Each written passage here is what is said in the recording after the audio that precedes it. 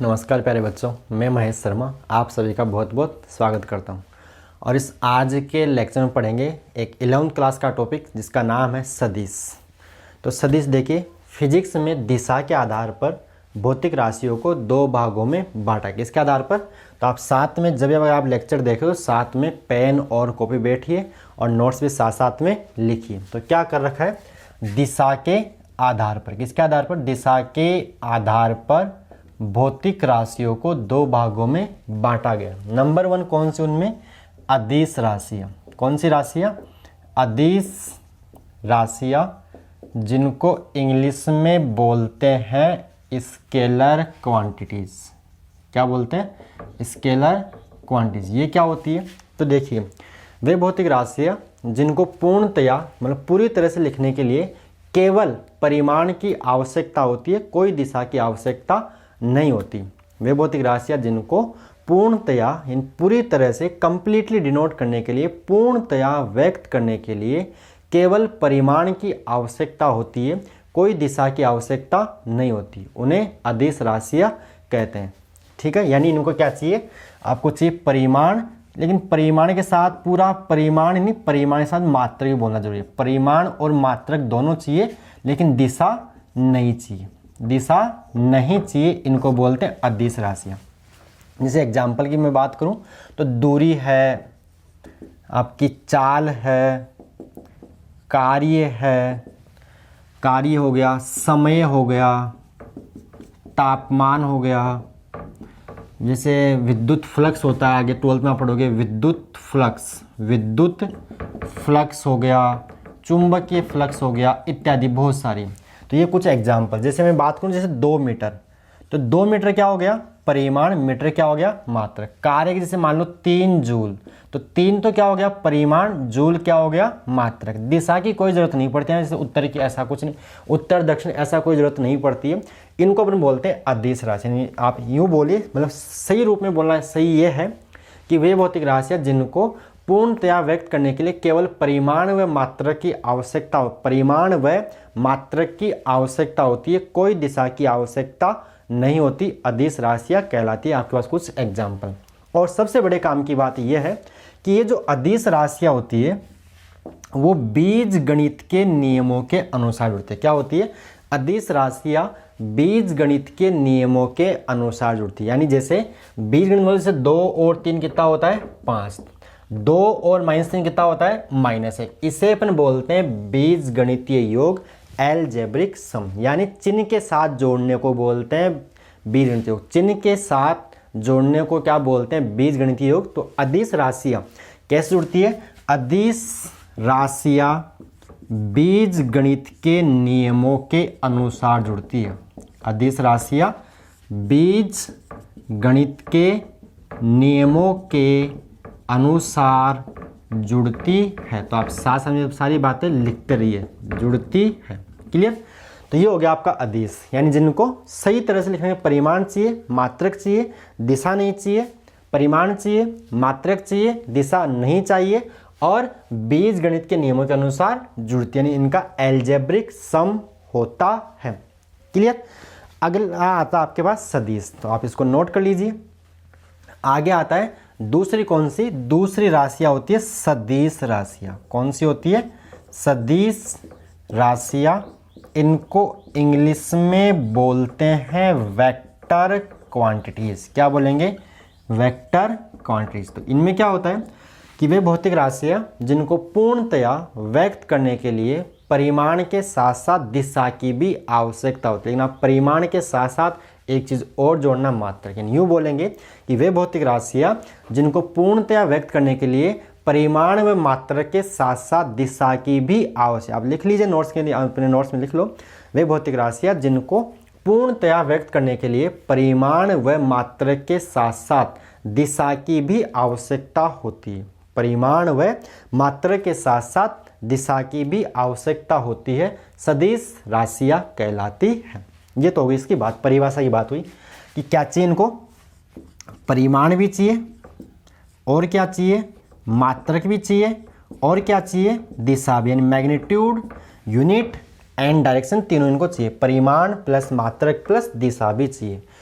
Clear. Examples की मैं बात करूँ, देखिए एग्जाम्पल नंबर आपका एग्जाम्पल जैसे विस्थापन है, वेग है, त्वरण है, बल है, संवेग है, मोमेंटम, कोणीय संवेग है, बलागुण है, गुरुत्वीय क्षेत्र है, विद्युत क्षेत्र है, चुंबकीय क्षेत्र है। और एक बात और याद रखिए, फिजिक्स में जितने भी क्षेत्र है ना, चाहे वो गुरुत्वीय क्षेत्र हो, चाहे वो विद्युत क्षेत्र हो, चाहे वो चुंबकीय क्षेत्र हो, सारे सदिश होते हैं। तो ये मैंने कुछ एग्जाम्पल दिए, बहुत सारे एग्जाम्पल हैं, कुछ मैंने आपको यहाँ पे एग्जाम्पल्स दिए, जिनके कुछ एग्जाम्पल्स हो गए। क्लियर। अब खास बात ये है, सदिश राशियाँ देखो ये कैसे जुड़ती है, बीज गणित के नियमों के अनुसार जुड़ती है। सदिश राशियाँ जुड़ती है सदिश योग के नियमों के अनुसार। कैसे जुड़ती है, सदिश राशियाँ जुड़ती है सदिश योग के नियमों के अनुसार। जैसे जो सदिश योग के नियम में आगे पढ़ेंगे, त्रिभुज नियम है, समांतर चतुर्भुज नियम है, ये सारे बहुभुज नियम जो अपन आगे बात करेंगे। तो यहाँ पे काम की बात, सदिश राशियाँ कैसे जुड़ती है, सदिश राशियाँ कैसे जुड़ती है, सदिश योग के नियमों के अनुसार जुड़ती है। सदिश योग के नियमों के अनुसार जुड़ती है। ये बड़े काम की बात है। सदिश राशियाँ को अपन एल्जेब्रिक सम नहीं कर सकते, सदिश राशियाँ जुड़ती है सदिश योग के नियमों के अनुसार। तो लिख लो इसमें कि सदिश राशियाँ सदिश योग के नियमों के अनुसार जुड़ती है। क्लियर। अब बड़े काम की बात कि किसी भौतिक राशि के पास परिमाण और दिशा होने से ही उसके सदिश होने की गारंटी नहीं है। एग्जाम्पल विद्युत धारा, करंट की दिशा, जैसे बैटरी बनाने जैसे प्लस माइनस, यहाँ से मान लो 5 एम्पियर करंट निकल रहा है, 10 वोल्ट की बैटरी ऐसा मान लीजिए। तो परिमाण भी है 5 एम्पियर, दिशा भी है, लेकिन करंट एक सदिश राशि नहीं है। क्यों नहीं है, क्योंकि ये सदिश योग के नियमों का पालन नहीं करती है। तो एक बात बड़े काम की बात यहाँ पे कि किसी भौतिक राशि के पास अगर परिमाण और दिशा दोनों होते हुए भी उसके सदिश होने की गारंटी नहीं है। अगर उसको सदिश होना है तो सदिश योग के नियमों का पालन करना जरूरी है। यानी सदिश राशि कोण पे डिपेंड करती है, जो हम आगे पढ़ेंगे। अभी मेरी आप बात मान लीजिए कि किसी भौतिक राशि के पास परिमाण और दिशा होने पर उसके सदिश होने की गारंटी नहीं है। अगर उसको सदिश होना है, परिमाण भी चाहिए, दिशा भी चाहिए, और इन दोनों के साथ साथ सदिश योग के नियमों का पालन करना भी जरूरी है, आवश्यक है। आई बात समझ में, परिमाण दिशा के साथ साथ सदिश योग के नियमों का पालन करना भी आवश्यक है। तो लिखिए, आगे लिखो इसमें, किसी भौतिक राशि के पास परिमाण व दिशा दोनों हो तो वह सदिश हो भी सकती है और नहीं भी। एग्जाम्पल के लिए विद्युत धारा, एग्जाम्पल के लिए विद्युत धारा, विद्युत धारा एक कैसी राशि है, अदिश राशि, और रियलिटी में विद्युत धारा अदिश राशि भी नहीं है। पहले बात यहाँ तक समझ में आ गया आपको कि सदिश होने के लिए परिमाण दिशा के साथ साथ सदिश योग के नियमों का पालन करना भी आवश्यक है। अब आप आगे लिखिए क्या, कि किसी भौतिक राशि के पास परिमाण व दिशा दोनों है तो वह सदिश हो भी सकती है और नहीं भी। सदिश होने के लिए सदिश योग के नियमों का पालन करना आवश्यक है। जैसे विद्युत धारा, जैसे विद्युत धारा, ये लाइन आपने आई होप लिख ली होगी, नहीं लिखी है तो पॉज करके जो मैंने बोला उसको लिख लीजिए कि किसी भौतिक राशि के पास परिमाण व दिशा दोनों है तो सदिश हो भी सकती है और नहीं भी। उसके सदिश होने के लिए सदिश योग के नियमों का पालन करना आवश्यक है। जैसे विद्युत धारा, जैसे विद्युत धारा में परिमाण व दिशा दोनों है लेकिन ये सदिश राशि नहीं है, क्योंकि ये सदिश योग के नियमों का पालन नहीं करते। समझाते कैसे, देखिए मान लो आपके पास दो तार है, मान लो एक तार ये, एक तार ये, और मान लो इससे करंट आ रहा है 3 एम्पियर, मान लो इससे करंट आ रहा है 4 एम्पियर मान लीजिए, या मान लो यहाँ से आ रहा है 4 एम्पियर, यहाँ से आ रहा है मान लो 3 एम्पियर। बताओ आगे करंट कितना जाएगा, मान लो इनके बीच में कोण 60 डिग्री मान लीजिए, तो आगे करंट कितना जाएगा, तो 4 आ रहा है इधर से, 3 आ रहा है इधर से, तो वैसे इसको वैसे संधि नियम बोलते हैं, किरचॉफ का प्रथम नियम, तो आप उसको छोड़िए। इधर से आ रहा है 4 एम्पियर, इधर से आ रहा है 3 एम्पियर, तो आगे कितना जाएगा, आगे जाएगा 7 एम्पियर। कोई डाउट? अगर मैंने इन दोनों तारों के बीच का मान लो कोण चेंज कर दिया, मान लो कोण को 90 डिग्री कर दिया, कितना कर दिया, और मान लो यहाँ से करंट आ रहा है 4 एम्पियर, यहाँ से करंट आ रहा है 3 एम्पियर, बताओ आगे कितना जाएगा, तो 4 इधर से 3 इधर से, कितना जाएगा आगे, अभी भी 7 एम्पियर ही जाएगा। यानी कोण चेंज होने पर इनके परिमाण में कोई फर्क नहीं पड़ा। अगर ये सदिश होती तो परिमाण में फर्क पड़ता है, जिसको हम आगे देखेंगे। फॉर्मूला होता है, आपने आई होप जानते हो, R बराबर वर्गमूल के अंदर P square plus Q square plus 2pq cos theta. इस फॉर्मूले के अकॉर्डिंग ये थीटा पे डिपेंड, अगर सदिश होती तो थीटा पे डिपेंड करती, लेकिन यहाँ थीटा कोण चेंज होने पर इनके परिमाण में कोई फर्क नहीं पड़ा। तो ऐसी राशियों को बोलते हैं अदिश राशियाँ। क्या दिशा पे डिपेंड करती है? हाँ बिल्कुल, दिशा पे डिपेंड करती है। कैसे देखिए, मान लो अगर मैंने इसको यूँ किया कि आपके पास ये तार, यहाँ से करंट आ रहा है 4 एम्पियर और मान लो इधर करंट जा रहा है 3 एम्पियर, तो बताओ इधर कितना जाएगा, तो इधर अब करंट जाएगा 1 एम्पियर। कितना जाएगा? 1 एम्पियर। 4 में से 3 इधर गया, इधर कितना जाएगा? 1 एम्पियर जाएगा। तो दिशा पे डिपेंड करती है, लेकिन कोण पे डिपेंड नहीं करती है। बच्चों ऐसी राशि को बोलते हैं परदिश राशियाँ। क्या बोलते हैं? ये अलग टाइप की राशि, इनको बोलते हैं परदिश राशियाँ। अगर आपके एग्जाम में क्वेश्चन आता है कि विद्युत धारा है और 4 ऑप्शन है, मान लो एक ऑप्शन है कि एक सदिश, एक अदिश और एक परदिश, तो सही ऑप्शन होगा परदिश। और जब तक परदिश ऑप्शन में नहीं है तब तक सही कौन है? अदिश। तो वैसे उन्हें विद्युत धारा को अदिश राशि बोलते हैं। क्या मानते हैं? अदिश। लेकिन वास्तविकता में ये अदिश राशि नहीं है। कैसी राशि है? परदिश। समझ में आ गया? अगर ऑप्शन में सदिश भी है, अदिश भी है और परदिश भी है, तो टिक कौन सा करना है? परदिश वाला। और परदिश जब तक ऑप्शन में नहीं है तब टिक कौन सा करना है? अदिश वाला। क्योंकि सदिश नहीं है, क्योंकि सदिश योग के नियमों का पालन नहीं करती है। तो ऐसी राशियों को बोलते हैं परदिश राशियाँ, टेंसर क्वांटिटीज। क्या बोलते हैं? जो आपके सिलेबस में नहीं है, मैंने जो एग्जाम्पल है तो उसको मैंने बता दिया आपको। टेंसर क्वांटिटीज, परदिश राशियाँ। तो ये क्या होती है कि वे भौतिक राशियाँ जिनमें परिमाण व दिशा दोनों होती है, लेकिन सदिश योग के नियमों का पालन नहीं करती। इनकी परिभाषा में बोल सकते हैं, जिनमें परिमाण व दिशा दोनों होती है लेकिन सदिश योग के नियमों का पालन नहीं करती, इन्हें बोलते हैं परदिश राशियाँ, टेंसर क्वांटिटीज। एग्जाम्पल में बात करूँ, आपका इलेक्ट्रिक करंट हो गया, विद्युत धारा हो गया, विद्युत धारा है, दाब है, एक होता है एप्सिलॉन नॉट, म्यू नॉट इत्यादि। एप्सिलॉन को बोलते हैं निर्वात की विद्युतशीलता, जो आप 12th क्लास इलेक्ट्रोस्टैटिक्स मतलब स्थिर वैद्युति के अंदर पढ़ोगे। और म्यू नॉट को बोलते हैं निर्वात की चुंबकशीलता। ये सारी कैसी राशि है? परदिश राशियाँ। क्लियर? तो ये बात आपको समझ में आ गई। मतलब सदिश होने के लिए परिमाण, दिशा और के साथ साथ सदिश योग के नियमों का पालन करना आवश्यक है। बिल्कुल बेसिक बातें जो आपको पता होनी चाहिए। चलिए आगे बात करते हैं कि सदिश को दिखाते कैसे, सदिश को रिप्रेजेंट कैसे करते हैं, सदिश को मतलब कैसे दिखाते हैं। तो नेक्स्ट टॉपिक अपना आएगा सदिश का निरूपण, रिप्रेजेंटेशन ऑफ वेक्टर। सदिश का निरूपण, रिप्रेजेंटेशन ऑफ वेक्टर। तो क्या करते हैं इसके लिए? अपने एक लाइन बनाते हैं, ये एक ऐसे लाइन बनाएंगे, ठीक है, इसमें एरो लगा देंगे। इस एरो को यहाँ इसको बोलते हैं हेड। क्या बोलते हैं? हेड बोलते हैं, हिंदी में शीर्ष बोलते हैं। और इसको बोलते हैं टेल बोलते हैं, इसको पूंछ। क्या बोलेंगे? इसको पूंछ बोलते हैं, टेल। क्या बोलेंगे इसको? टेल। हिंदी में इसको बोलते हैं पूंछ बोलते हैं। क्या बोलते हैं? पूंछ बोलते हैं, पूंछ। ठीक है। और ये जो इसका लंबाई है वो बताते हैं सदिश के परिमाण को। इसकी जो लंबाई किसको बताएगी? सदिश के परिमाण को।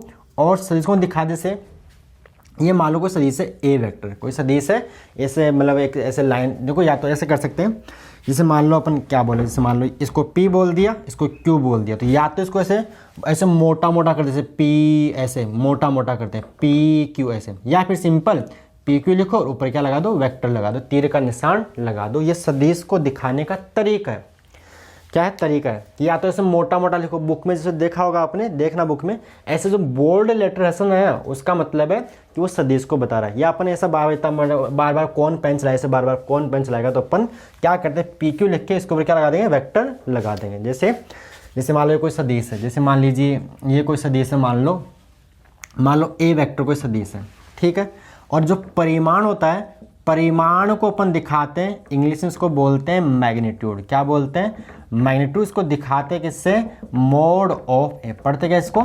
मोड ऑफ ए। पढ़ना आ गया? Mode of A vector, mode of A vector, mode of A vector, mode of A vector. या सिंपल ऐसे दिखा दो, या फिर इसको आप कोई वेक्टर वगैरह मन लगाओ, सिंपल आपने ए भी लिखा ना, उसका मतलब क्या है, सदिश का परिमाण है। तो परिमाण मतलब इस जो रेखा की लंबाई है, सदिश को अपन एक सरल रेखा से दिखाते हैं। क्या करते हैं, सदिश को एक सरल रेखा से दिखाते हैं और उसके आगे तीर का निशान लगा देते हैं। तीर का निशान सदिश की दिशा को बताता है और इस सरल रेखा की जो लंबाई है वो सदिश के परिमाण को, 5 मीटर है, 2 मीटर या 2 न्यूटन जो भी है, 2 मीटर पर सेकंड, कोई भी सदिश हो सकता है। सरल रेखा की लंबाई सदिश के परिमाण को बताती है, क्लियर। और तीर का निशान किसको बताएगा, तीर का निशान बताता है दिशा को। इसको हम बोलते हैं हेड बोलते हैं, इसको हम टेल बोलते हैं।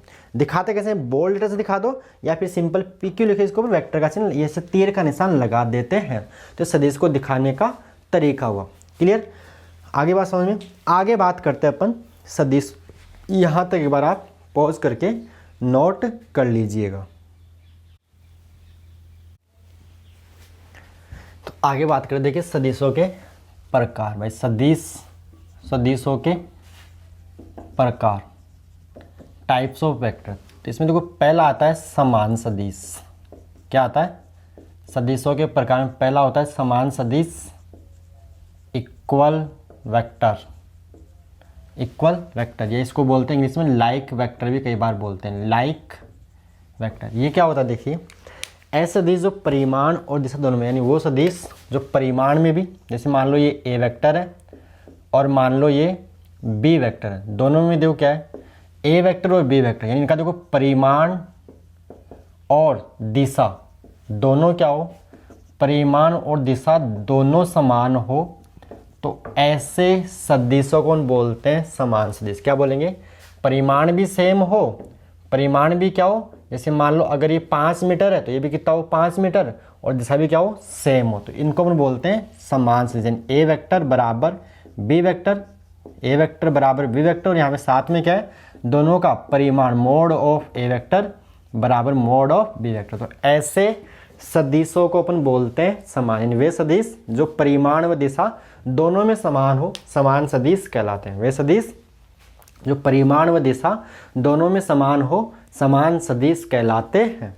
जैसे फॉर एग्जाम्पल, जैसे मान लो 2 मीटर पर सेकंड उत्तर की ओर, 2 मीटर पर सेकंड उत्तर की ओर। क्या बनेगी, मान लो ए सदिश मान लो और ये मान लो बी सदिश मान लो, दोनों के देखो परिमाण भी सेम है और दोनों की दिशा भी क्या है, सेम। दूसरा एग्जाम्पल बी वेक्टर, जैसे मान लो ए वेक्टर, एग्जाम्पल नंबर ये था 1, एग्जाम्पल नंबर 2।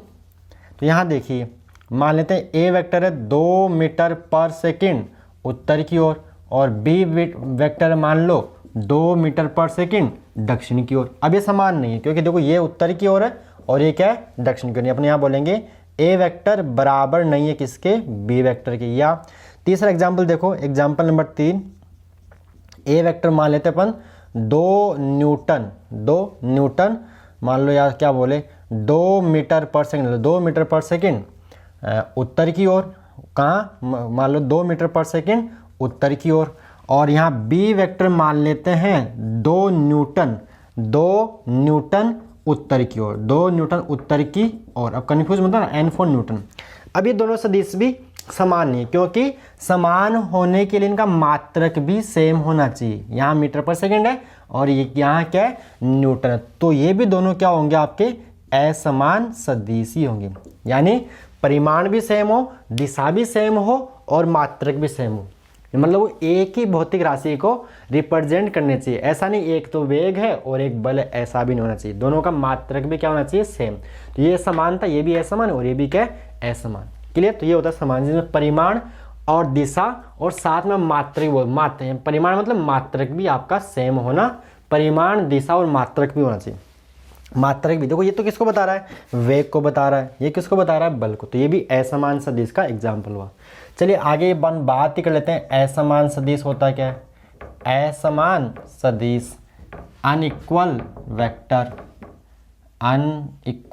वेक्टर, ये क्या होता है, तो ये इसका उल्टा बोल दो। मतलब देखो, या तो देखो परिमाण अलग हो और दिशा समान हो, या तो क्या हो जाए, परिमाण अलग हो, दिशा मतलब परिमाण क्या बोले, दिशा सेम हो और परिमाण अलग अलग हो। मान लो ये ए वेक्टर और ये मान लो बी वेक्टर, ये मैंने क्या मान लिया, ए वेक्टर, और ये क्या हो गया, बी वेक्टर। देखिए दोनों की दिशा सेम है लेकिन परिमाण क्या है, अलग, ये इतना सा और इतना है।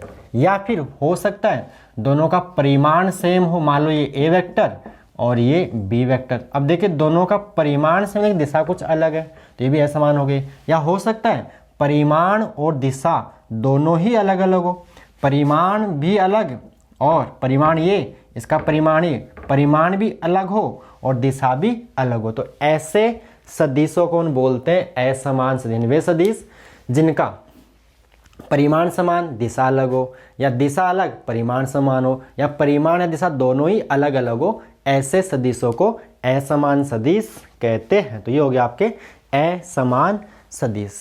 क्लियर यहाँ तक, समान सदिश, असमान सदिश। आगे अपन बात करते हैं नंबर 3 विपरीत सदिश। किसके बारे में, ये लिख दूं मैं, नंबर 3। यहाँ तक क्लियर, इनमें कोई ज़्यादा खास बात नहीं।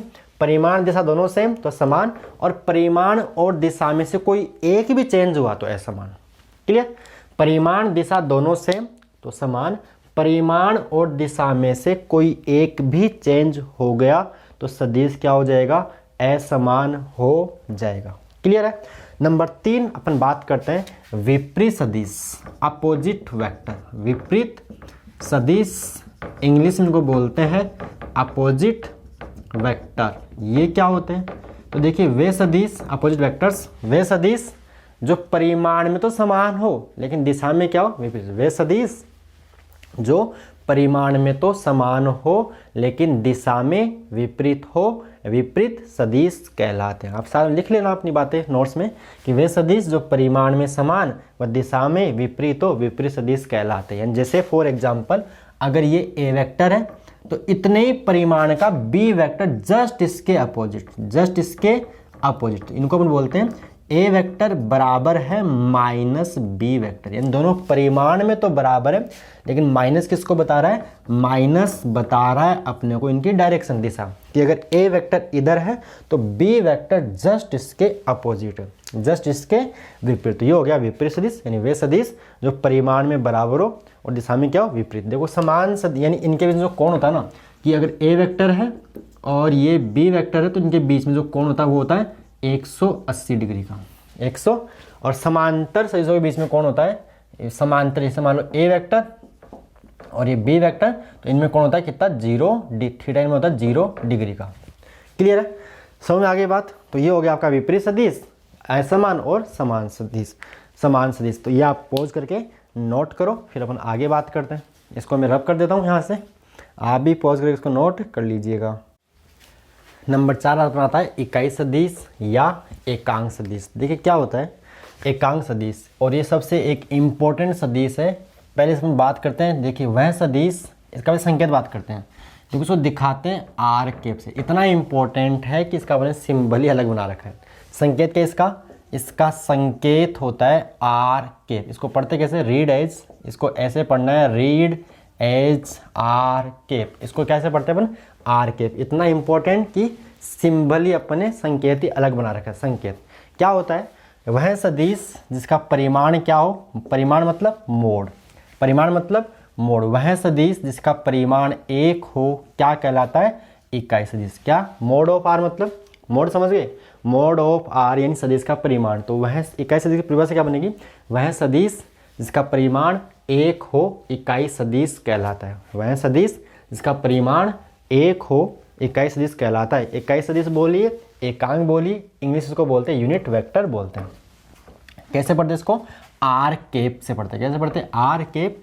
परिमाण कितना होता है 1। अब इसका फॉर्मूला होता है, देखिए इकाई सदिश का जो फॉर्मूला होता है आर कैप बराबर होता है आर वेक्टर बटे में मोड ऑफ आर वेक्टर। क्या आता है, आर कैप यानी हम बोल सकते हैं शब्दों में बोले तो इकाई सदिश, इकाई सदिश बराबर क्या होता है, सदिश बटे सदिश का परिमाण। ये इसका फॉर्मूला है, इकाई सदिश बराबर सदिश बटे सदिश का परिमाण, यानी आर कैप बराबर आर वेक्टर बटे में मोड ऑफ आर।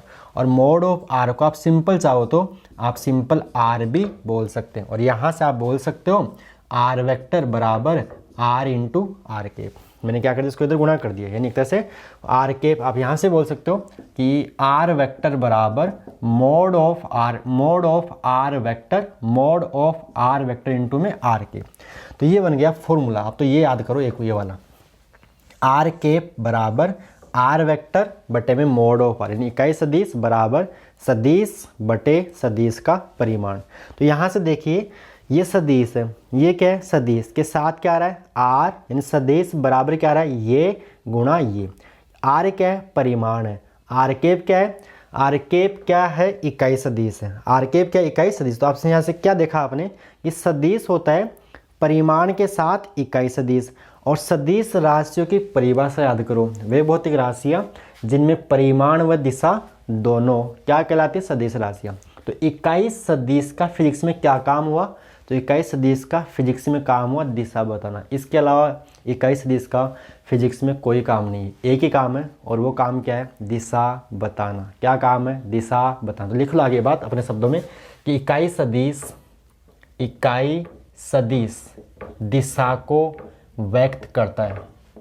इकाई सदिश दिशा को व्यक्त करता है। किसको बताता है, इकाई सदिश दिशा को बताता है। इकाई सदिश का फिजिक्स में सिर्फ और सिर्फ एक ही काम है, और वो काम है दिशा बताना। समझ में आया। देखो यहाँ से देख सकते हो ना, आराम से दिख रहा ना क्या दिक्कत है कि सदिश बराबर ये कुछ आ रहा है, यानी ये गुणा ये, तो ये तो परिमाण होता है। तो परिमाण के साथ ये जो हुआ ये क्या बना, दिशा। कि सदिश राशि क्या है, वे भौतिक राशि जिनमें परिमाण व दिशा दोनों। तो ये हो गया परिमाण, साथ में आर कैप किसको बताता है, इकाई सदिश को बताता है, दिशा को बताता है। तो इकाई सदिश का क्या है फिजिक्स में, दिशा बताना। अब कुछ अपन इकाई सदिश फिक्स कर रखे अपन ने, इनको बोलते हैं ऑर्थोगोनल यूनिट वेक्टर्स बोलते हैं इंग्लिश में। जैसे मान लो अपने पास ये, आप यहाँ बोल सकते हो एक्सो के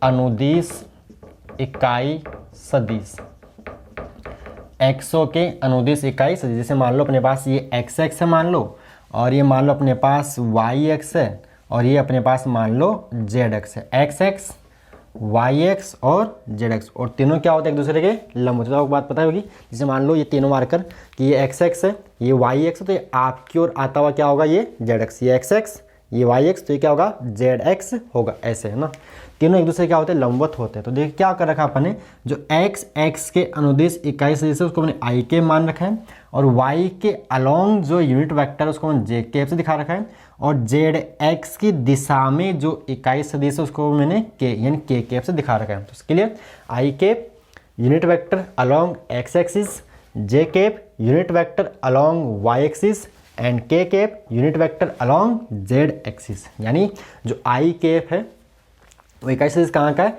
एक्स एक्स की दिशा का है। जे कैप कहाँ का है, वाई एक्स की दिशा का है। के कैप कहाँ है, जेड एक्स की दिशा। जैसे मान लो मैंने कोई सदिश लिखा है कि मान लो ए वेक्टर बराबर लिखा है 5 जे कैप, तो इसका मतलब क्या है कि ये सदिश वाई एक्स के अनुदिश है। ये किसको बता रहा है, दिशा को, जिसका परिमाण कितना है, 5 है। ऐसे हुआ, क्लियर। जैसे मान लो कहीं लिखा है बी वेक्टर बराबर लिखा हुआ मान लो 3 आई कैप प्लस 4 जे कैप। इसका मतलब हो गया कि ये सदिश है जो एक्स और वाई दोनों में, इसका एक्स में परिमाण 3 है और वाई में परिमाण कितना है, 4 है। क्लियर। तो आई कैप, जे कैप, के कैप समझ आ गया। आप लिखना चाहे तो लिखो नीचे कि आई कैप बराबर एक्स एक्स के अनुदिश इकाई सदिश, जे कैप बराबर वाई एक्स के अनुदिश इकाई सदिश, और के कैप बराबर जेड एक्स के अनुदिश इकाई सदिश। यहीं पे अगर बात करूं माइनस आई कैप, माइनस जे कैप, माइनस के कैप, तो माइनस आई कैप हो जाएगा माइनस एक्स की दिशा का इकाई सदिश, माइनस जे हो जाएगा माइनस वाई की दिशा इकाई सदिश, और माइनस के कैप हो जाएगा माइनस जेड। देखो अगर ये प्लस जेड है आपकी ओर बाहर आता हुआ, तो माइनस जेड अंदर है बोर्ड के अंदर पीछे की ओर। अब पीछे घुस के तो देख नहीं सकते अपन। हारी बात समझ। तो ये होते हैं इकाई सदिश। आपको ध्यान होना चाहिए आई कैप, जे कैप और के कैप क्या चीज़ें हैं। तो आई कैप होता है एक्स एक्स के अनुदिश, जे कैप वाई की दिशा में, और के कैप जेड की दिशा में इकाई सदिश है। क्लियर यहाँ तक। और यहीं पे मैं थोड़ी सी बात, चलो अपन बाद में चलो बाद में बात करेंगे वो। क्लियर यहाँ तक। तो ये हो गया इकाई सदिश। इसको आप पॉज करके नोट करो। आगे अपना आता है नंबर 5 पे शून्य सदिश। एक बार आप इसको पॉज करके, एक मिनट वेरी सॉरी, पॉज करके आप इसको नोट कर। तो नेक्स्ट है शून्य सदिश जीरो वेक्टर। तो देखिए क्या होता है, इकाई सदिश, अभी मैंने पढ़ा कि वह सदिश का परिमाण क्या हो, इकाई हो, एक हो, उसे बोलते हैं इकाई सदिश। आगे आता है ना जीरो वेक्टर शून्य सदिश। तो इसमें क्या होगा, वह सदिश जिसका परिमाण, वह सदिश का परिमाण क्या हो, शून्य हो, जीरो हो, उसे बोलते हैं जीरो वेक्टर। वह सदिश जिसका परिमाण शून्य हो उसे शून्य सदिश बोलते हैं। और इसकी दिशा कोई मतलब नहीं, इसकी दिशा अर्थहीन है, मीनिंगफुल है, यानी यूँ बोलिए स्वैच्छिक है, आर्बिट्री, जिधर आप मानो, यानी इसकी जो दिशा होती है वो होती है आर्बिट्री। क्या होती है, आर्बिट्री, मतलब जिधर आप मानो अपनी इच्छा अनुसार, स्वैच्छिक अपनी इच्छा के अनुसार, यानी इसकी दिशा कोई मतलब वैसे नहीं है। ठीक है, जैसे मान लो किसी वस्तु में बल जीरो है, ये बोलना गलत है, यूँ बोलना चाहिए कि बल जीरो वेक्टर है, ऐसे, क्योंकि बल एक कैसी राशि है, सदिश राशि। फिर इसको कुछ इंपॉर्टेंट बातें, जैसे मान लो आपके पास कोई सदिश है ए वेक्टर और आपने इस सदिश में इसका विपरीत सदिश जोड़ दोगे तो आपको क्या मिलेगा, जीरो वेक्टर मिलेगा। किसी सदिश में जीरो वेक्टर जोड़ने पे कोई फर्क नहीं पड़ता, वापस आपको ए वेक्टर ही मिल जाएगा। किसी सदिश से जीरो वेक्टर घटाने पे आपको वापस ए वेक्टर ही मिल जाएगा। किसी सदिश को जीरो वेक्टर से गुणा करने पर आपको जीरो वेक्टर मिल जाएगी। कुछ जीरो वेक्टर से रिलेटेड कुछ some important points about zero vector. तो ये था आपका शून्य सदिश जिसका परिमाण क्या हो, शून्य हो। नंबर 6 पे बनाते हैं संरेखीय। कौन सा सदिश, संरेखीय सदिश। इंग्लिश इसको बोलते हैं कोलिनियर वेक्टर।